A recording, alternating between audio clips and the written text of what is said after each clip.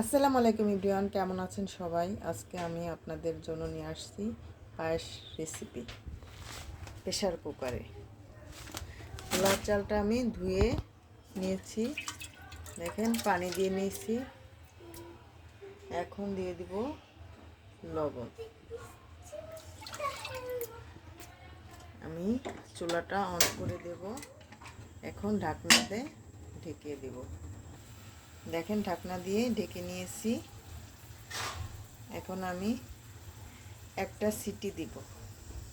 দেখেন আমার একটা সিটি দেওয়ার পর আমি জালটাকে এইভাবে কমিয়ে 5 মিনিট রাখবো। সরি, 5 মিনিট না, 3 মিনিট রাখলেই আনাপ। আমার 3 মিনিট হয়ে গেছে, আমি চুলাটা বন্ধ করে দেব। প্রেশার কুকারের মুখটা খোলার আগেই আমি দুধটা গরম করে নেব। একদম গরম, বলক ওঠানো গরম দুধ। এখন এটা আমার প্রেশার কুকারেই হয়ে গেছে। এখানে নিয়ে নিয়েছি 2টা এলাচ, 2টা তেজপাতা আর হলো দারচিনি।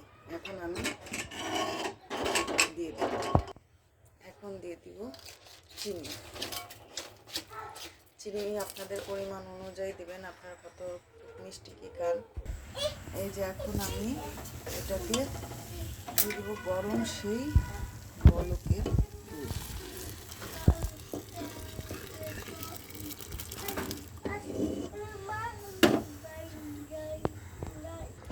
অনবরত আপনারা এভাবে নাড়তে থাকবেন।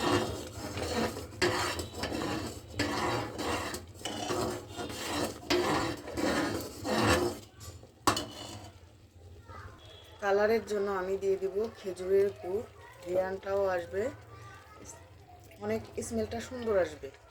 আর আপনাদের কাছে যদি গুড় না থাকে, কালারের জন্য আপনারা চিনির ক্যারামেল তৈরি করেও দিতে পারবেন।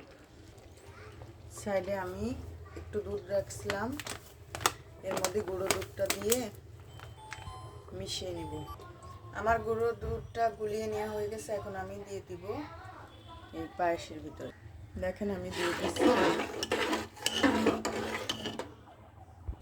দেখেন আমি ঘি দিয়ে এই যে কাজু বাদাম, কাঠবাদাম আর পেস্তা বাদাম ভেজে নিয়েছি।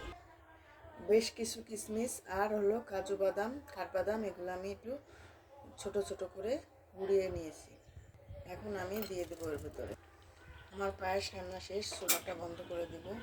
এভাবে রান্না করলে আপনাদের সময়টাও বেঁচে যাবে, আবার গ্যাসেরটাও সাশ্রয় হবে। আর খেতেও দারুণ। দেখেন কি সুন্দর পায়েস, দেখছেন? অসম্ভব মজাদার পায়েস, মাশাআল্লাহ। দেখেন এইভাবে যখন আপনারা তৈরি করবেন, একজনকে খাবেন, প্রশংসা পাবেন। দেখেন কত সুন্দর হয়েছে আমার পায়েসটা, দেখছেন কি ক্রিমি হয়েছে। দেখেন সময়, অল্প সময়ের মধ্যে দেখেন তাড়াতাড়ি আমার পায়েস তৈরি, লোভনীয় স্বাদে। দেখেন